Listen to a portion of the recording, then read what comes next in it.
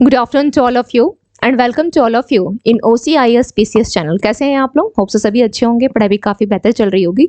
तो आज के हमारे इस करंट के सेशन में हम लोग देख लेते हैं कौन कौन से इंपॉर्टेंट इश्यूज़ हैं, न्यूज़ हैं, मुद्दे हैं, समाचार हैं। इसके अलावा कुछ इंपॉर्टेंट पॉइंट्स देखेंगे। एट द एंड हम लोग MCQs पर आएंगे। तो चलिए बढ़ते हैं सेशन की तरफ, देखते हैं आज की क्लास के मोस्ट इंपॉर्टेंट इशूज़ क्या क्या है। नाउ फर्स्ट इन्फॉर्मेशन है, प्रतिष्ठित रेडियो प्रस्तोता अमीन यास्यानी, क्या नाम दिया गया है? अमीन सयानी। सबसे पहले इनके हेडलाइन को नोटिस करते हैं। अमीन सयानी जिनकी 91 एज की आयु में डेथ हो गई है, निधन हो गया है। नाउ इनका जन्म कब हुआ था? कुछ 2-4 पॉइंट्स इनके बारे में देख लेते हैं कि इनका जन्म हुआ था 21 दिसंबर इन ईयर 1932 और मुंबई में किया गया था। ठीक है, इनका जन्म कहाँ हुआ था? मुंबई में हुआ था। मुंबई में। इनकी डेथ कब हुई है? इनकी डेथ हुई है 28 फेब इन 2024। इनको किसके लिए जाना जाता है? इन्हें गीतमाला, ओके, इसके लिए इन्होंने को जाना जाता है। और इनके नाम से करीब 54,000 इन्होंने जो रेडियो की प्रस्तुतिकरण दी है या प्रस्तुत करने का जो रिकॉर्ड बनाया, करीब मोर देन 45,000 से अधिक इन्होंने रेडियो कार्यक्रम को इन्होंने प्रोड्यूस करने का एक रिकॉर्ड बनाया है। तो इसकी आवश्यकता नहीं है, वैसे एग्जाम में ये नहीं पूछेगा कि कितने थाउजेंड का, तो 54,000, बस आप अपने नॉलेज के लिए इसे ध्यान रखें। ठीक है, एक सवाल है कि सबसे लोकप्रिय जो रेडियो कार्यक्रम है वो किसे माना जाता है, यानी सबसे लोकप्रिय रेडियो का हम कह सकते हैं कि कार्यक्रम कौन सा है? सबसे लोकप्रिय रेडियो तो किसे माना जाता है? सबसे लोकप्रिय, ओके, सबसे लोकप्रिय रेडियो कौन सी है? विविध भारती। ओके, विविध भारती। तो इसको भी थोड़ा ध्यान रख लीजिएगा अपने नॉलेज के लिए। वैसे ना ये और ये दो सवाल नहीं बन सकते। हाँ, ये पूछा जा सकता है कि अमीन सयानी का संबंध किससे है? तो ये क्या है? एक रेडियो प्रस्तोता है। रेडियो प्रस्तोता यानी रेडियो प्रेजेंटेटर बोल सकते हैं इनको। ठीक है, चलिए नेक्स्ट इंफॉर्मेशन क्या है। सरकार कृत्रिम बुद्धिमत्ता यानी AI के लिए एक मसौदा नियामक फ्रेमवर्क जो है वह जारी करेगी।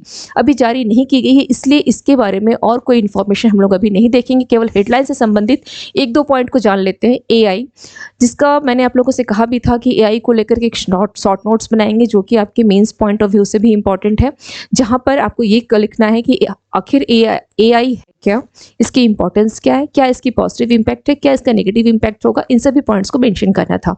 नाउ अब चूंकि सरकार का भी यह मानना है, कोई भी वस्तु होती है, कोई भी ऐसी अगर चीजें आती है जिससे अगर उसका पॉजिटिव इंपैक्ट है तो उसकी नेगेटिव इंपैक्ट भी होगी।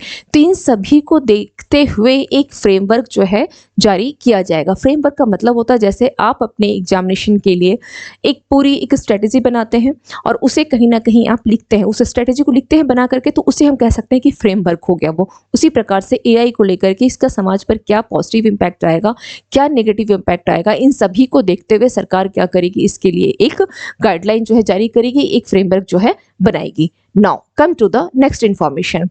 इंडस एक्स शिखर सम्मेलन 20-21 फरवरी को नई दिल्ली में संपन्न हुआ। यहाँ ये ध्यान रखना है कि इंडस एक्स शिखर सम्मेलन, इस प्रकार के जो क्वेश्चन है आपके एग्जामिनेशन में, केवल आपने आज पढ़ लिया, इसका दोबारा रिपीटिशन नहीं होगा। लेकिन कुछ पॉइंट्स ऐसे होते हैं जो रिपीटिशन होते हैं, उसको आप लोग ज़्यादा फोकस करते हैं। थोड़ा इन सब चीज़ों, इस प्रकार के क्वेश्चन को भी फोकस जरूर करें, क्योंकि कभी कभी जब ये क्वेश्चन देता है तो आप ये समझ नहीं पाते कि अरे हमने तो पढ़ा ही नहीं है, हमारे सिलेबस में तो था ही नहीं, कैसे आ गया ये, हमने तो कहीं नहीं पढ़ा। लेकिन आप रिवीजन नहीं कर रहे होते हैं, इसी वजह से आप इसको कर नहीं पाते हैं। तो कहने का मतलब ये है कि थोड़ा सा इसके बारे में देख लें कि इंडस एक्स एक क्या है? समिट है, शिखर सम्मेलन है, इंडस एक्स। ठीक है, यानी इंडस, यहाँ पर इस पर आने से पहले आप यहाँ पर एक इमेज भी देख रहे हैं कि इंडस, सबसे पहले आप इसके उस पर आ जाएं। ठीक है, हम लोग इसके हेडलाइन पे ही थोड़ा 2-4 पॉइंट देख लेते हैं, उसके बाद आगे बढ़ते हैं। इंडस एक्स ये एक समिट है जो कहाँ की गई है? फर्स्ट इंपॉर्टेंट हो गया, यह नई दिल्ली में संपन्न हुआ है। ठीक है, फर्स्ट डेट कभी नहीं पूछेगा कि कब हुआ है। इसके साथ ही इंडस एक्स जो आप यहाँ पे देख रहे हैं, इसमें क्या है? Innovation in US India defence है, फर्स्ट थिंग। सेकंड थिंग क्या है? US इंडिया बिजनेस काउंसिल, यहाँ पर भी मेंशन किया गया है। इस 2 पॉइंट को ध्यान रखेंगे। इसके अलावा जो थर्ड पॉइंट हो जाएगा वो क्या है? आखिर इंडस एक्स का मतलब क्या हो गया कि इंडिया US डिफेंस एक्सेलरेशन। ठीक है, India US defence acceleration ecosystem, जिसे क्या बोला गया, जिसे क्या बोला गया, इंडस एक्स, क्या बोला गया, इंडस एक्स, ठीक है। और इसे कब लॉन्च किया गया था, तो इसे लॉन्च किया गया इन ईयर 2023, ठीक। नाउ अब इसका जो सम्मेलन किया गया, जो सबमिट की गई, इस पे विषय क्या रखा गया, किस विषय के साथ इसका किया गया, तो विषय था इसका विषय क्या रहा, चलिए ठीक है, इसको आप, हाँ इसको छोड़ दे, इसके विषय की यहाँ पे आवश्यकता नहीं है, इसको जस्ट रहने दे कि किस विषय के साथ इसको किया गया था, इस विषय को यहाँ पर स्किप कर दें। ओके, चलिए इतने इंफॉर्मेशन को केवल ध्यान रखिएगा। Now come to the next information. अंतर्राष्ट्रीय मातृभाषा दिवस 21 फरवरी को सेलिब्रेट किया जाता है और इसकी विषय क्या रखी गई, इस विषय क्या था, बहुभाषी शिक्षा, ठीक है, बहुभाषी शिक्षा, सीखने और अंतर पीढ़ीगत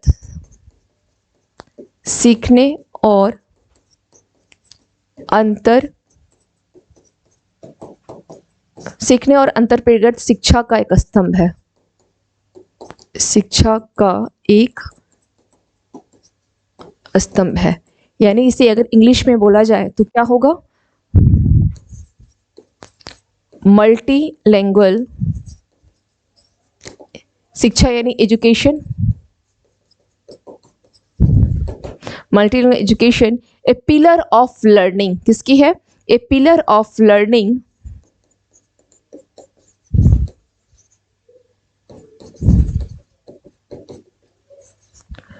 pillar of learning and intergenerational, pillar of learning and intergenerational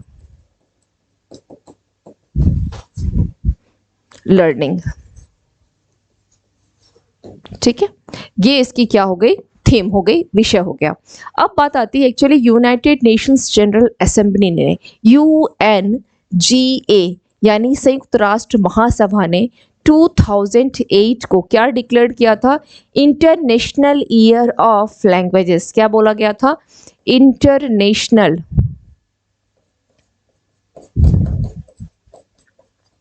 year of languages, ठीक है, ये डिक्लेयर किया था। और सबसे पहले जो अंतर्राष्ट्रीय मातृभाषा दिवस है, इसका आंदोलन कहाँ से प्रारंभ हुआ था, तो इसका आंदोलन प्रारंभ हुआ था आपका, इसका आंदोलन कहाँ से प्रारंभ किया गया था, बांग्लादेश से, ठीक है। यह आंदोलन कहाँ स्टार्ट किया गया था, बांग्लादेश से। Okay, now come to the next information. New Delhi में केंद्रीय मंत्री सोनोवाल आयुर्वेद के द्वारा आयुर्वेद हस्तक्षेप के माध्यम से स्वास्थ्य जांच और प्रबंधन की एक राष्ट्र स्तर की परियोजना की शुरुआत की गई। सबसे पहले इस हेडलाइन पे आते हैं और कुछ पॉइंट्स को समझने का प्रयास करते हैं कि क्या बोला गया है। यहाँ बोला गया है कि नई दिल्ली में किसके द्वारा, केंद्रीय मंत्री सर्बानंद सोनोवाल के माध्यम से, क्योंकि आयुष मंत्रालय के मंत्री भी यही हैं, इनको आयुर्वेद के द्वारा आयुर्वेद हस्तक्षेप के माध्यम से स्वास्थ्य जांच और प्रबंधन की एक राष्ट्रीय स्तर की परियोजना शुरू की गई।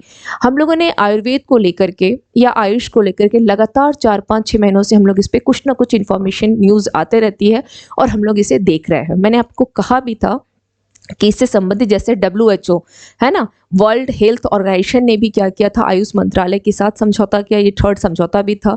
बेसिकली अगर पूरे जो अभी तक जो इन्फॉर्मेशंस आई हैं, जितने भी मुद्दे हम लोगों ने देखे, इसका अगर निष्कर्ष देखते हैं तो निष्कर्ष ये है कि आयुर्वेद को क्या करना है, हर घर तक पहुँचो आयुर्वेद की, है ना, हर घर तक आयुर्वेद के माध्यम से ट्रीटमेंट हो।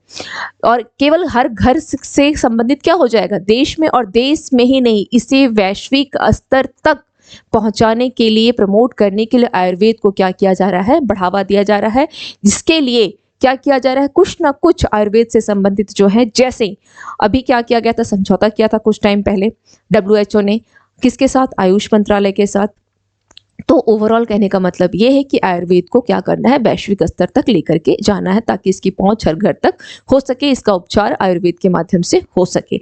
नाउ अब बात की जा रही है यहाँ पे हेडलाइन में भी क्या बोला कि आयुर्वेद के माध्यम से स्वास्थ्य की जांच हो सके। अब तक तो ऐसा नहीं था कि आयुर्वेद के माध्यम से जांच होती थी, कोई भी टेस्ट आयुर्वेद के माध्यम से तो होता नहीं था, लेकिन अब ऐसा किया जा रहा है कि जो आपकी हेल्थ टेस्ट जो की जाती है, जैसे आप सोच लें कि तपेदिक की टेस्ट करनी है, तो इस प्रकार के टेस्ट को किससे किया जाएगा, तो वो टेस्ट किया जाएगा आयुर्वेद के माध्यम से। ठीक है, इसके लिए एक राष्ट्रीय स्तर की यानी नेशनल लेवल की जो प्रोजेक्ट की शुरुआत की जा रही है। अब चलिए हम लोग आते हैं कि आखिर इसके और भी क्या क्या लक्ष्य है, इसके अंदर इसकी शुरुआत कहाँ से की जाएगी।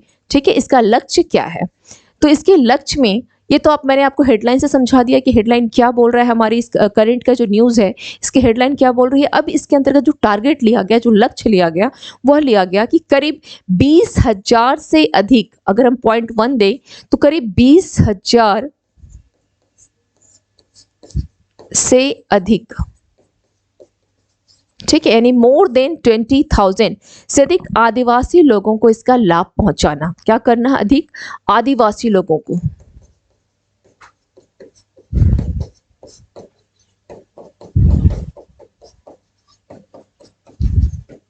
लाभ पहुंचाना। ठीक है, और इसी लाभ पहुंचाने के अंतर्गत यानी इसके तहत क्या किया गया, इसी लाभ पहुंचाने के अंतर्गत क्लास 6 से लेकर कहां तक के बच्चों को, 12th तक के स्टूडेंट्स को।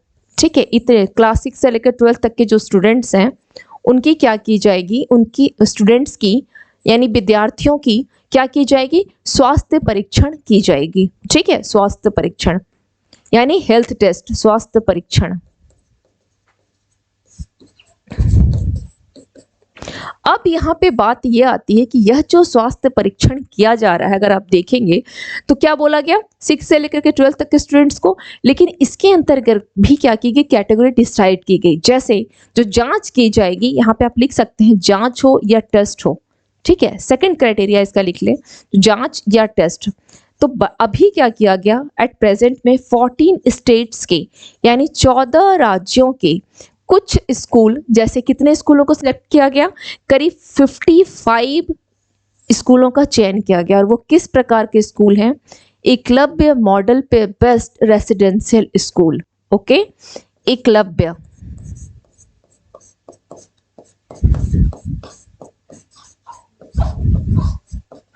मॉडल बेस्ट क्या है, रेसिडेंशियल स्कूल, जिसे हम क्या कर सकते हैं, आवासीय विद्यालय। आवासीय विद्यालय मतलब जहां बच्चों के रहने खाने पीने की भी सुविधा होती है, आवासीय विद्यालय यानी एक, अगर बोला जाए तो एकलव्य मॉडल EMRS। ठीक है, इनके लिए यस जो जांच की गई इन स्कूल के बच्चों के लिए 55 करीब 14 राज्यों से सिलेक्ट किया गया इन स्कूलों के। ठीक है, इनकी जांच की जो व्यवस्था सबसे पहले की जाएगी। आखिर ये है क्या, एकलव्य मॉडल जो रेसिडेंशियल स्कूल है क्या है, तो ध्यान रखिएगा कि यह मॉडल, ये जो मॉडल चलाएगी ये आप देखेंगे जो सुदूर क्षेत्र होते हैं। ठीक है, सुदूर क्षेत्रों में जो सुदूर क्षेत्रों में एसटीज यानी अनुसूचित जनजाति के जो बच्चे हैं, उन बच्चों को गुणवत्तापूर्ण शिक्षा प्रदान करने के लिए, ताकि वो अपने कौशल, व्यवसाय, इन सभी में क्या हो सके कि परिपक्वता हासिल करते हुए रोजगार को प्राप्त कर सके। तो इसके लिए ही एकलव्य मॉडल किससे संबंधित है, एसटी समुदायों के बच्चों से, अनुसूचित जनजाति समुदाय जो है इनके बच्चों को क्या करना है, गुणवत्तापूर्ण शिक्षा यानी क्वालिटी एजुकेशन प्रोवाइड करना, गुणवत्तापूर्ण शिक्षा प्रोवाइड करना, गुणवत्तापूर्ण, यही है आपका एकलव्य मॉडल, गुणवत्तापूर्ण शिक्षा प्रदान। ठीक है, शिक्षा प्रदान करना। ओके, नाउ अब इसके अंतर्गत किस प्रकार के जो टेस्टिंग जो की जाएगी, जो टेस्ट किया जाएगा, तो किसको फोकस्ड किया गया, किस पे विशेष ध्यान दिया गया, जैसे फॉर द एग्जाम्पल किन चीज़ों पे विशेष ध्यान दिया गया, जैसे हम यहाँ पे कह सकते हैं कि एनीमिया, अभी कुछ टाइम पहले हम लोगों ने देखा भी, पढ़ा भी था कि एमपी में जो शहडोल डिस्ट्रिक्ट है वहाँ पे इस प्रकार के डिजीज काफ़ी देखे जाते हैं, है ना। जैसे विशेष अगर ध्यान थर्ड क्राइटेरिया में आप यहाँ पे लिख लें, इसका पहले आप लोग जब करेंगे तो स्क्रीनशॉट जरूर ले लीजिएगा, ठीक है। चलिए इसके थर्ड पॉइंट्स पे आते हैं। जैसे जो विशेष ध्यान देने की बात की गई तो किसको दी जा रही है विशेष ध्यान, देख लेते हैं कौन कौन से वो 4 टेस्ट जो है विशेष फोकस्ड किया जा रहा है। विशेष ध्यान थर्ड पॉइंट में आप कर सकते हैं, विशेष ध्यान किसको दिया जा रहा है, जैसे एनीमिया हो गई, एनीमिया हो गया आपका, हीमोग्लोबिन हो गई, ठीक है, हीमोग्लोबिन,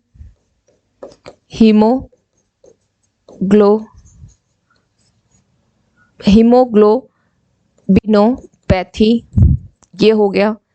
एंड यहाँ पर एक और कर सकते हैं आप, कुपोषण कर सकते हैं, कुपोषण हो गया, तपेदिक हो गई। तो इस प्रकार के जो जांचों पर विशेष ध्यान दिया जाएगा, ठीक है, इस प्रकार की जांचों पे। यही है आपका ओवरऑल ये परियोजना। नेक्स्ट है माल्टा अंतर्राष्ट्रीय सौर गठबंधन में शामिल होने वाला 119वां देश बन गया। तो हेडिंग अपने आप में काफी महत्वपूर्ण है। सबसे पहले यहाँ पर वेरी वेरी इंपॉर्टेंट लिखे इसे, वेरी वेरी इंपॉर्टेंट।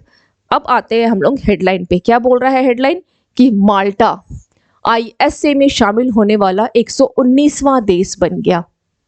आईएसए जिसकी स्थापना, आईएसए यानी इंटरनेशनल सोलर अलायंस, इसकी स्थापना कब की गई थी, तो इसकी स्थापना भारत प्लस फ्रांस इन दोनों के सहयोग से की गई।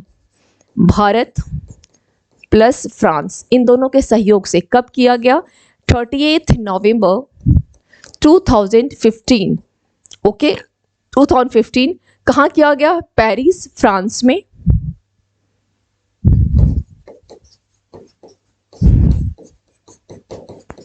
और किस सम्मेलन के तहत, COP21,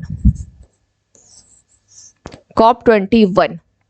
इसी में क्या किया गया था, COP21 में ही आपकी आईएसए की स्थापना की गई थी, जिसका हेडक्वार्टर कहाँ है, गुरुग्राम हरियाणा। ओके इसका हेडक्वार्टर हो गया गुरुग्राम हरियाणा। और इसके अध्यक्ष कौन है, इसके अध्यक्ष कौन है, आर.के. सिंह। एंड इसके डायरेक्टर यानी हम कह सकते हैं कि महानिदेशक कौन हो गए, अजय माथुर। ओके अजय माथुर। तो ये कुछ इंफॉर्मेशन को ध्यान रखिएगा। आईएसए का गठन करने का उद्देश्य क्या था, कि सौर ऊर्जा को क्या करना है, बढ़ावा देना। इसका उद्देश्य क्या रहा, किस उद्देश्य से इसका गठन किया गया था, उद्देश्य क्या था, इसका उद्देश्य था सौर ऊर्जा को क्या करना है, इसके उपयोग को बढ़ावा देना। सौर ऊर्जा के उपयोग को क्या करना है, बढ़ावा देना है, बढ़ावा देना। और जो पारंपरिक ऊर्जा है उसमें क्या करना है, उसके उपयोग को, यूजेस को कम करना, पारंपरिक ऊर्जा के यूज को कम करना। पारंपरिक ऊर्जा है ना, पारंपरिक ऊर्जा के उपयोग को क्या करना है, कम करना है। इसी उद्देश्य के साथ आईएसए की स्थापना की गई थी। Now come to the next information. New Delhi में रायसीना डायलॉग के 9th संस्करण का उद्घाटन किसके द्वारा किया गया, पीएम मोदी जी के द्वारा। हमेशा ध्यान रखिएगा कि जो रायसीना डायलॉग है वो कहाँ होती है, यह नई दिल्ली में ही होगी।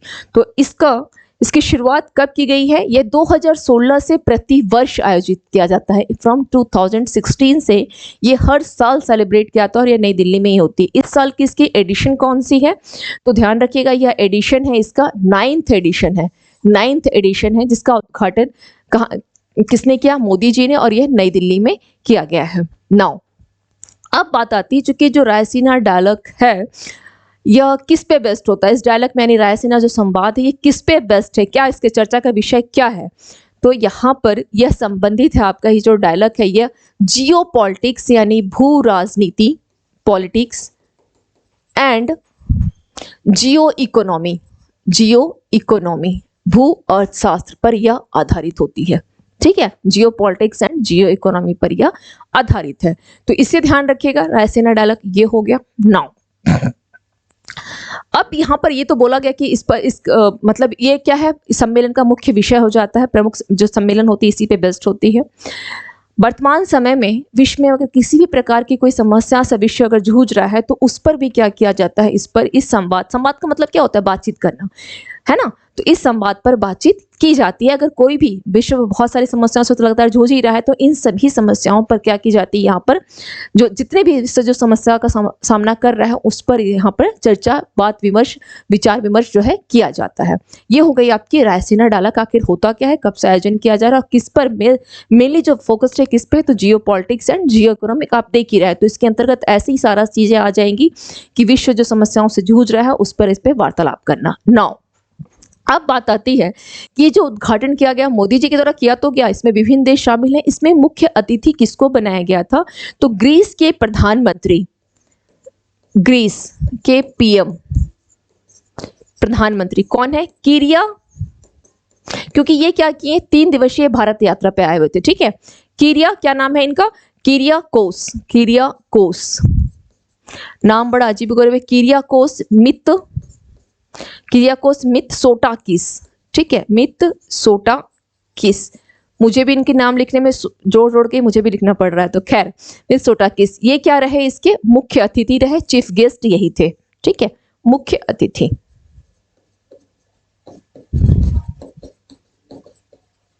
मुख्य अतिथि यही रहे। अब इसमें इसका जो विषय रहा, विषय क्या रहा इसका,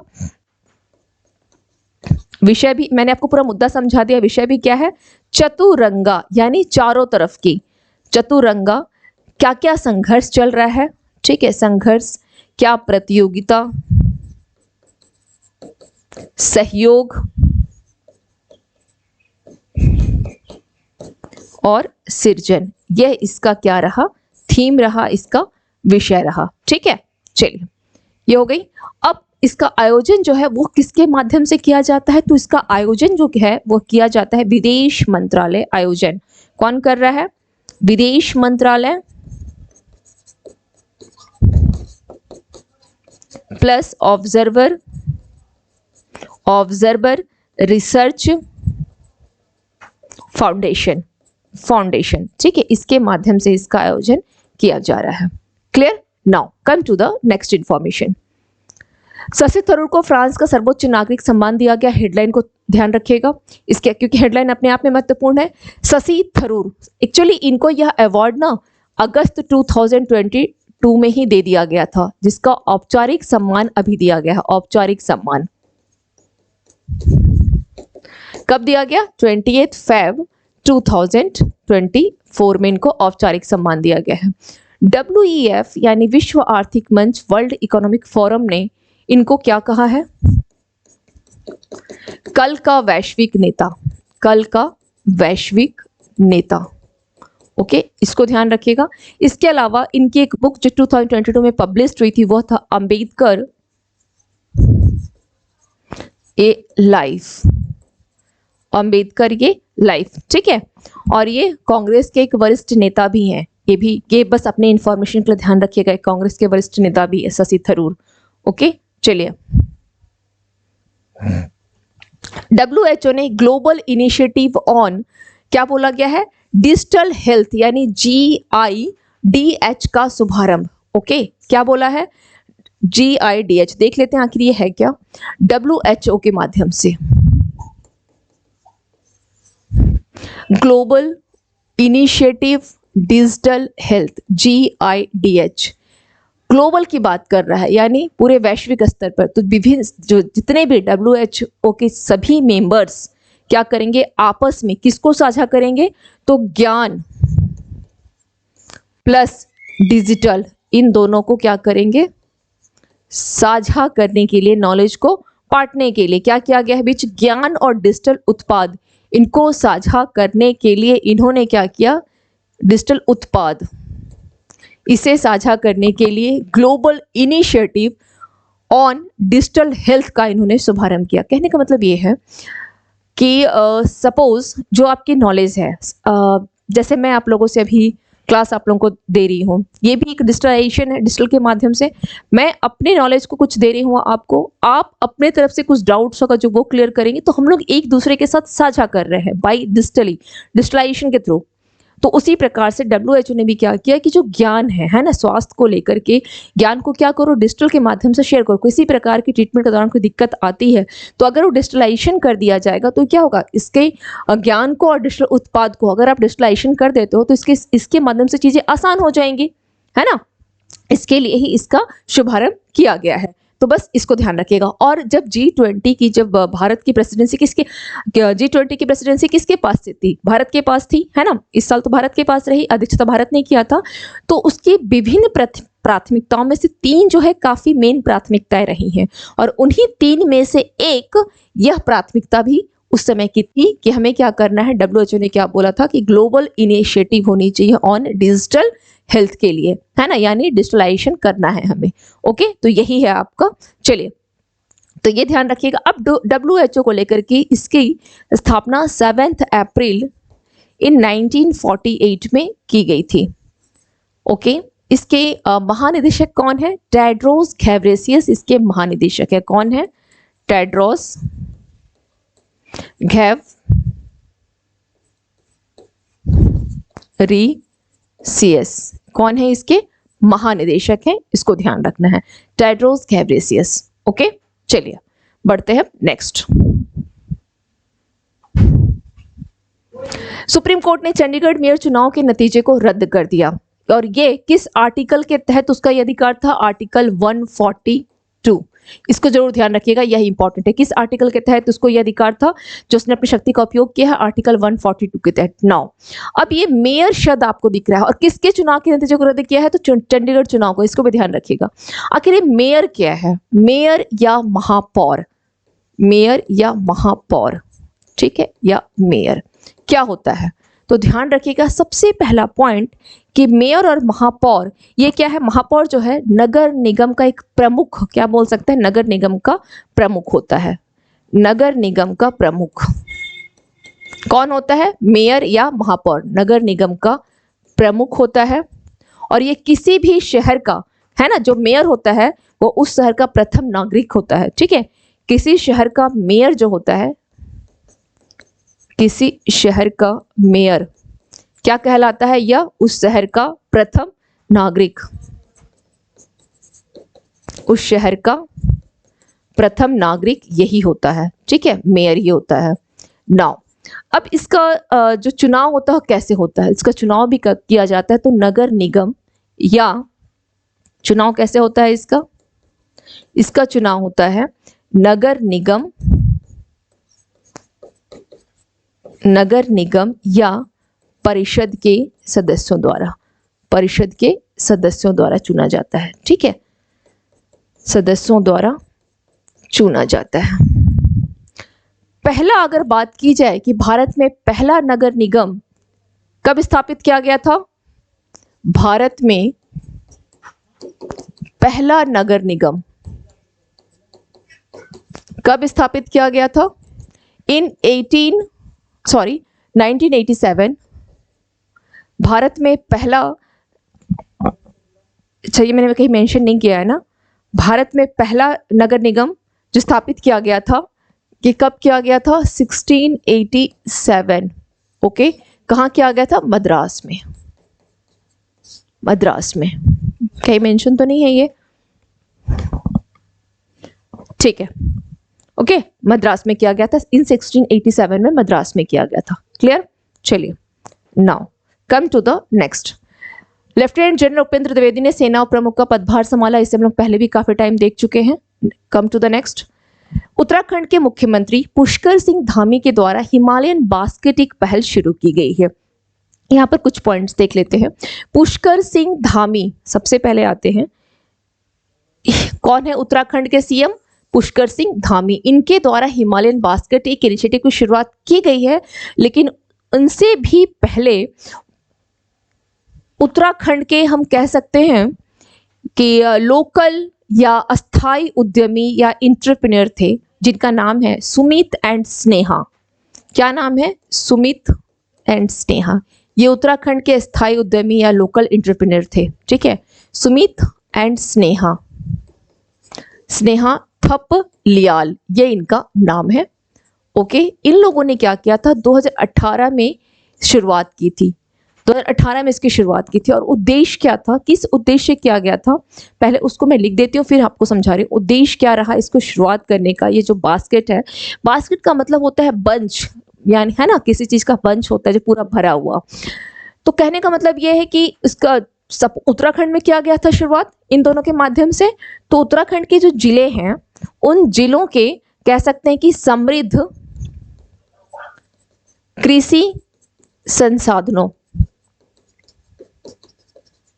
ओके, समृद्ध कृषि संसाधनों का लाभ उठाकर क्या करना है, लाभ उठाकर स्थानीय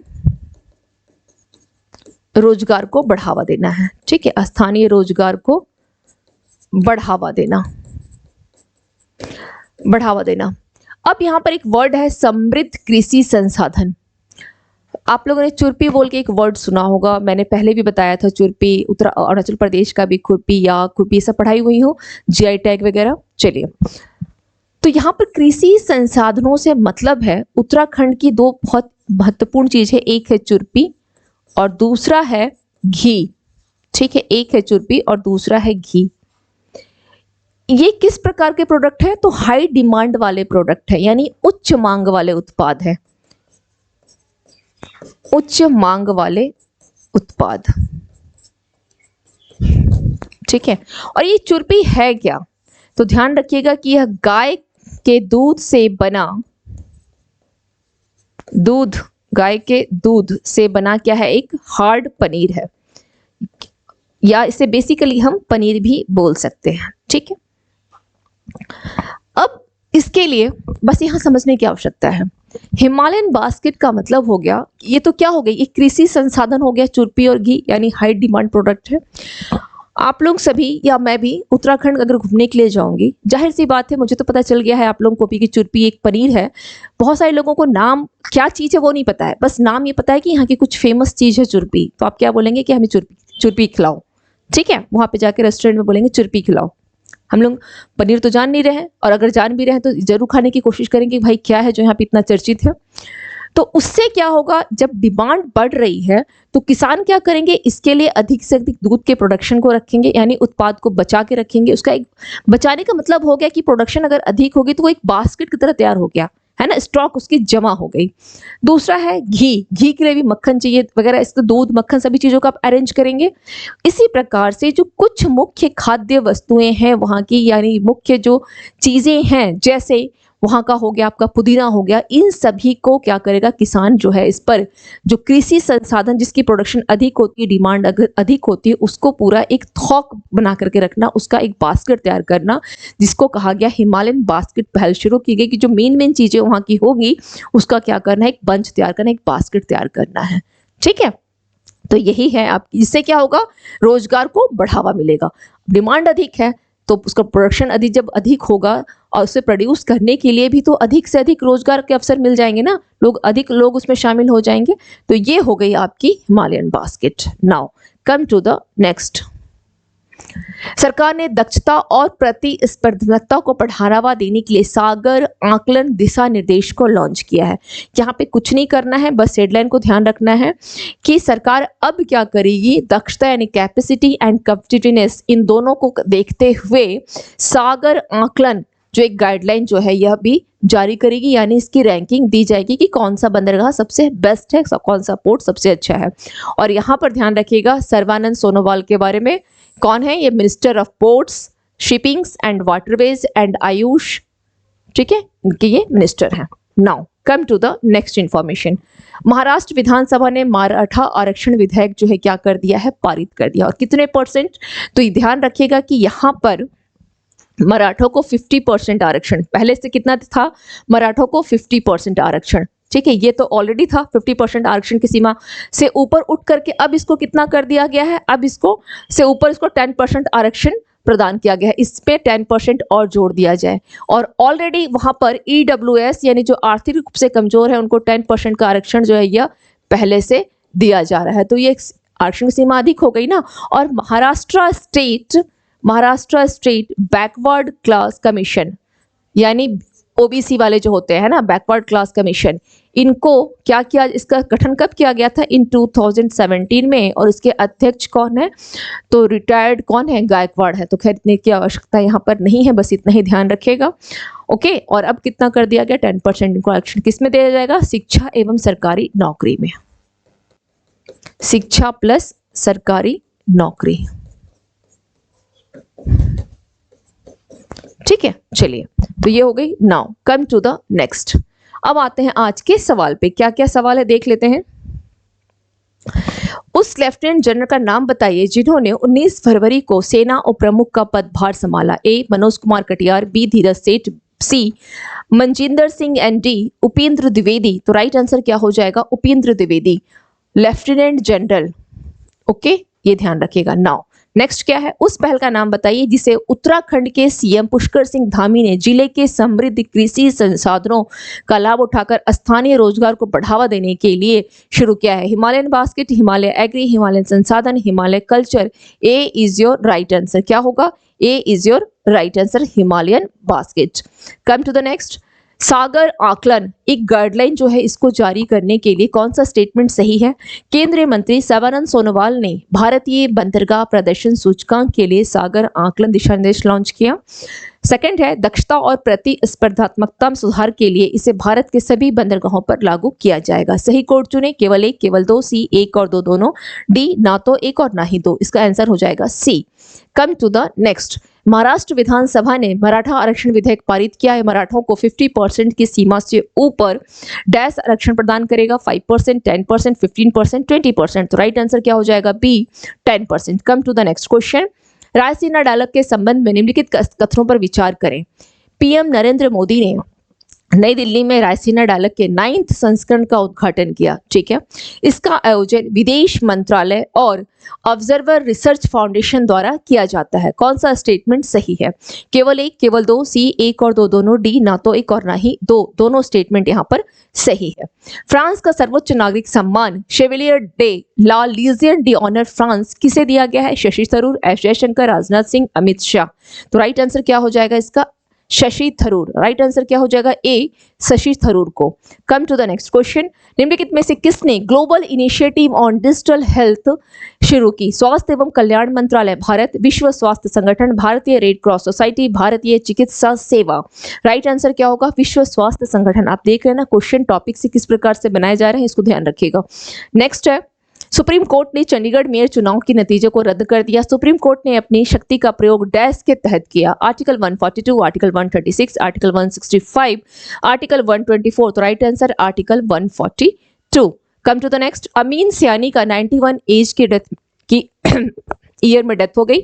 वह एक प्रसिद्ध क्या थे? फिल्म निर्देशक, अभिनेता, संगीतकार, रेडियो प्रस्तुतकर्ता। तो क्या होगा? रेडियो प्रस्तुतकर्ता।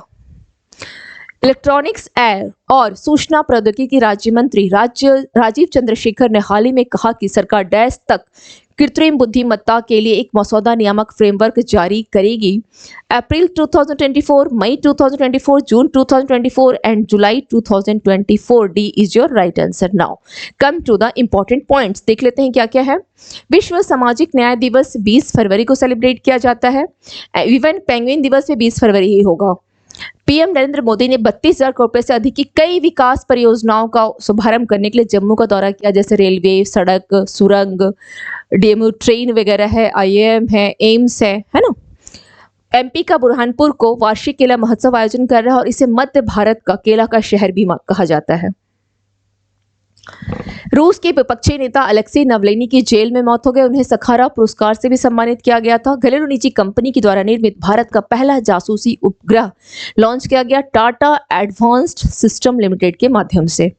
मोदी जी ने 19 फरवरी को चौथे खेलो इंडिया यूनिवर्सिटी गेम्स का वर्चुअल उद्घाटन किया। इसको ध्यान रखिएगा।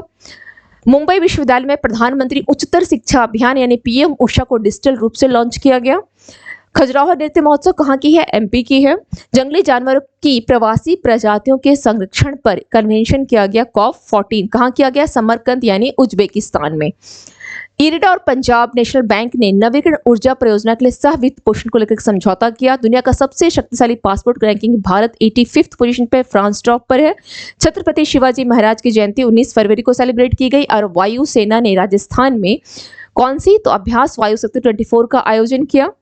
एंड लास्ट वन, भारतीय खाद्य निगम की अधिकृत पूंजी बढ़ाकर 21,000 करोड़ कर दी गई, जो पहले 10,000 करोड़ थी। वन लाइन क्वेश्चंस देख लेते हैं। किस तिथि को पेंगुइन जागता दिवस मनाया गया? 20 फरवरी। मोदी जी ने यूपी के संभल में किस मंदिर का शिलान्यास किया है? श्री कलिक धाम मंदिर। बाफ्टा अवार्ड किससे दिया गया? ओपेनहाइमर को। किस थल सेना के नए उप प्रमुख का पदभार ग्रहण किया? General Upendra Dwivedi. Henley passport index में कौन सा देश टॉप पर है? फ्रांस। किस किस बैंक के बीच अक्षय ऊर्जा परियोजना के सह वित्त पोषण के लिए समझौता हुआ? इरिडा और पंजाब नेशनल बैंक। निवेश और धोखाधड़ी वाली योजनाओं पर जागरूकता फैलाने के लिए आईईपीएफ और किस बैंक के साथ समझौता ज्ञापन हस्ताक्षर किए गए हैं? DVS bank. Bharat Japan act east forum की 7वीं बैठक कहाँ आयोजित की जाएगी? नई दिल्ली। नई मेमो और डेमो ट्रेन कहाँ चलाई जाएगी? जम्मू कश्मीर। रामजी गौंड स्मृति स्वतंत्रता सेनानी संग्रहालय की स्थापना कहाँ की जाएगी? हैदराबाद। तो ये हो गए आज की क्लास के महत्वपूर्ण आप लोगों के पास इंफॉर्मेशन। कल मॉर्निंग की क्लास आप लोगों की 7:30 बजे लाइव होगी, तो मिलते हैं कल मॉर्निंग की क्लास में। Thank you to all of you and have a nice day.